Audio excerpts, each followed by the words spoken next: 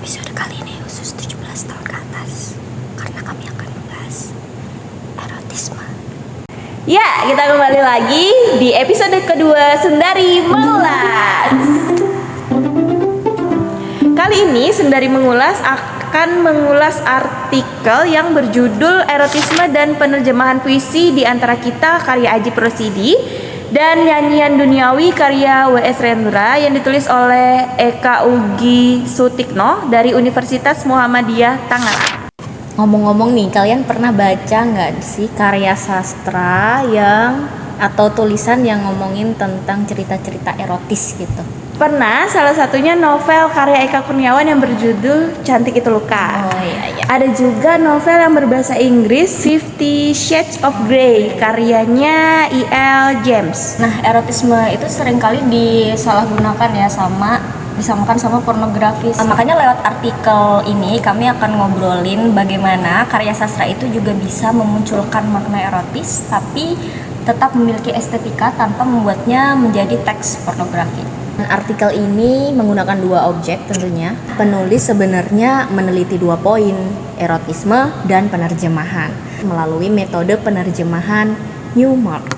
Tapi karena hasil penerjemahannya cukup panjang, jadi kami fokus ke pembahasan erotismenya saja. Kita sepakat ya kalau puisi itu salah satu media untuk mengungkapkan perasaan kepada sesuatu atau seseorang. Jadi nggak jarang puisi-puisi cinta itu ditemukan memiliki konten erotisme untuk menjelaskan bagaimana hubungan suatu subjek dengan subjek lainnya. Seperti yang kamu bilang tadi, sebagian orang menggambarkan bahwa erotisme itu sama dengan pornografi. Padahal kalau di dalam film biru, pornografi punya keterkaitan dengan seksualitas yang isinya itu hanya eksibisi tubuh saja. Iya, mending eksibisi karungut ya. Iya.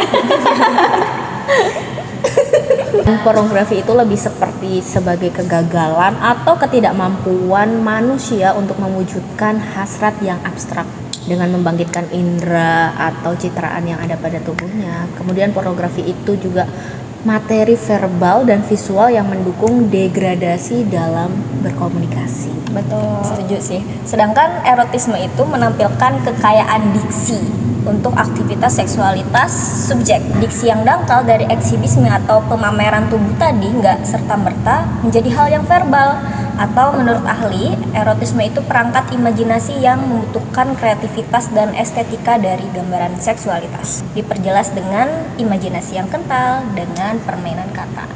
Jadi teks erotisme itu bisa dikatakan khususnya puisi itu malah memiliki kecenderungan untuk tidak severbal mungkin mengatakan aktivitas seksual begitu ya, tapi berkaitan erat dengan estetika dan diksi sehingga gambaran seksual tampak artistik dan indah. Pertama, contohnya itu kita temukan di larik pertama puisi Adjie Rosidi. Nah, dari larik pertama saja kita sudah dapat melihat diksi telanjang ya. Erotisme itu timbul untuk menggait hasrat pembaca pastinya. Lalu, apa itu sebuah rujukan pornografi? Memang secara denotasi telanjang itu artinya sesuatu yang terbuka gitu ya, tidak berpakaian. Tapi seharusnya justru ada alasan mengapa penyair nggak memilih kata bugil misalnya yang lebih vulgar. Diksi telanjang tadi bisa jadi memiliki makna konotatif jujur atas diri subjek untuk mencintai orang lain. Kejujuran itu timbul ketika keduanya sedang berdekatan. Terus puisi kedua, Nyanyian Duniawi karya W.S. Rendra. Diawali dengan kalimat itu, dua puisi ini sama-sama punya dua tokoh utama yang menunjukkan gelora seksual ya.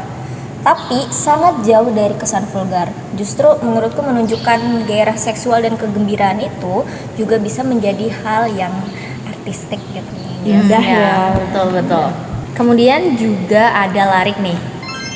Menurut penulis artikel ini, diksi remang-remang itu mengingatkan pada fenomena kegiatan seksual yang cabul gitu ya. Namun penyair justru tidak tergoda untuk menggambarkan secara pornografis karena ya hal itu tidak estetis dan erotis gitu.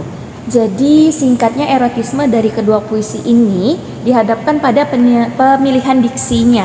Menurut penulis, keduanya tidak termasuk ke dalam pornografi. Erotisme di dalamnya menunjukkan adanya hasrat dari dua subjek untuk saling menginginkan cinta dan tubuh mereka, terutama kerelaan dalam percintaan. Iya, jadi jika kawan Sundari memiliki pendapat lain tentang erotisme ataupun puisi-puisi yang dibahas dalam artikel ini, jangan ragu untuk berbagi di komentar. Ya, untuk tautan artikel yang kita bahas hari ini telah kami sematkan di kolom komentar. Dan juga apabila kawan Sundari memiliki rekomendasi artikel, khususnya artikel sastra, bisa banget kirim ke kami di pos-el kami sundarimengulas@gmail.com. Sekian dari kami, dan Sampai jumpa di episode selanjutnya.